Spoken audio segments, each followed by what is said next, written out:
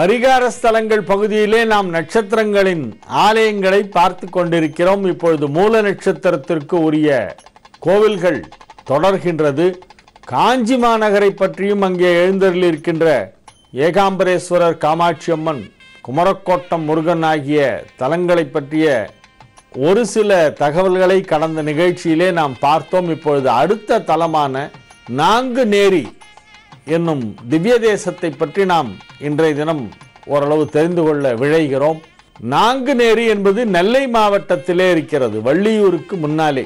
திருநெல்வேலியிலிருந்து வள்ளியூர் செல்லும் தேசிய நெடுஞ்சாலையிலே இடதுபுறமாக நாங்குநேரி என்று ஒரு அறிவிப்பு பலகை தெரியும். அங்கே உள்ளே சென்றால் ஒரு மிக அழகான ஒரு கிராமம், அழகான கோவில்.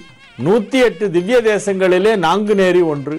அந்த நாங்குநேரி தலத்திலே மாமரம் தலவிருட்சமாக இருப்பதால் மூலா நட்சத்திரத்திலே பிறந்தவர்கள் நாங்குநேரிக்கு சென்று அங்கே எழுந்தருளிருக்கின்ற பெருமாளை சேவித்து விட்டு வந்தால் அவர்களுக்கு தடைகளெல்லாம் விலகும், நன்மைகள் அதிக அளவிலே நடைபெறும், வாழ்க்கையிலே நல்ல முன்னேற்றம் கிடைக்கும், திருமண தடை விலகும்.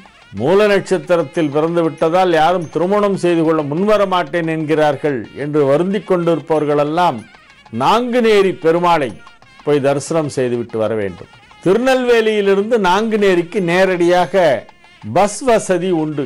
திருநெல்வேலியிலிருந்து திருக்குறுங்குடி செல்கின்ற பேருந்துகள் நாங்குநேரியிலே நின்றுதான் செல்லும்.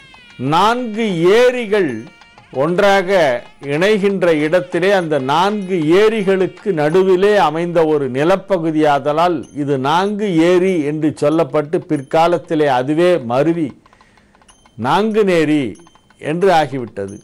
இத்தலத்திற்கு இன்னும் ஏராளமான வேறு பெயர்களும் உண்டு.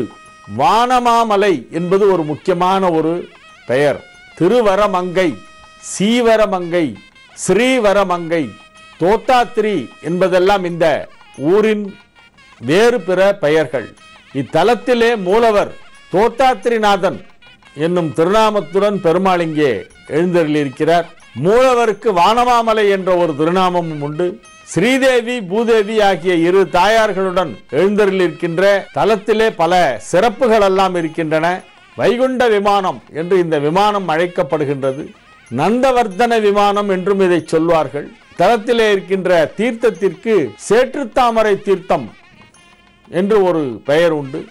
நம்மாழ்வாரால் மங்களாசாசனம் செய்யப்பட்ட ஒரு திவ்ய தேசம்.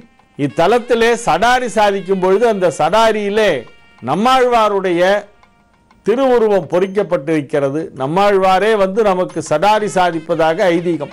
நவ திருப்பதிகளில் கூட அப்படி ஒரு சடாரி விசேஷம் கிடையாது. ஆழ்வார் திருநகரியிலே நம்மாழ்வாருக்கு தனி சந்நிதி இருக்கிறது.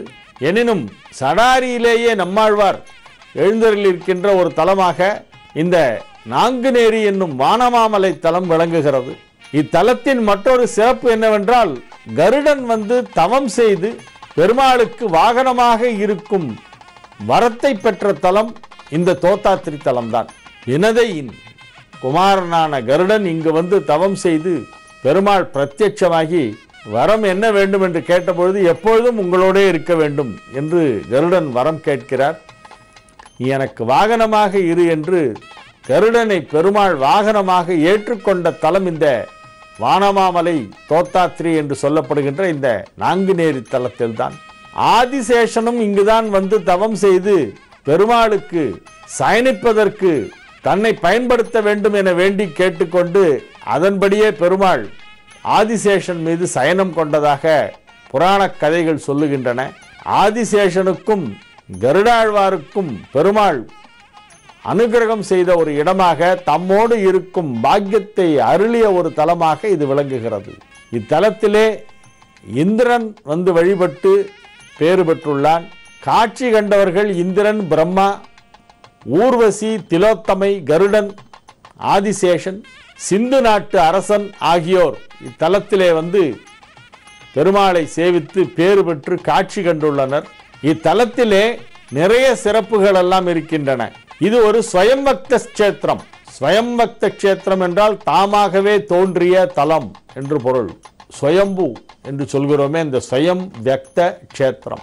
நாங்குநேரியின் சிறப்புகளை பற்றியும் தோத்தாத்திரி பெருமாளின் சிறப்புகளை பற்றியும் இன்னும் அடுத்து வரும் நிகழ்ச்சிகளிலே நாம் பார்ப்போம். இன்றைய நிகழ்ச்சியை இத்துடன் நிறைவு செய்து கொண்டு உங்களிடமிருந்து இப்பொழுது தற்காலிகமாக விடைபெற்றுக் கொள்வது உங்கள் வழிகாட்டி ஜோதிடர் ஹரிகேசன் அல்லூர் வெங்கட்ராமன். வணக்கம். அதுக்கப்புறம் பார்த்தீங்கன்னா முழுகிற அளவுக்கு மேலே வரணும். மஞ்சள் எவ்வளோ இருக்கோ அதுக்கு மேலே ஒரு 3 விரக்கடை இருக்கணும்.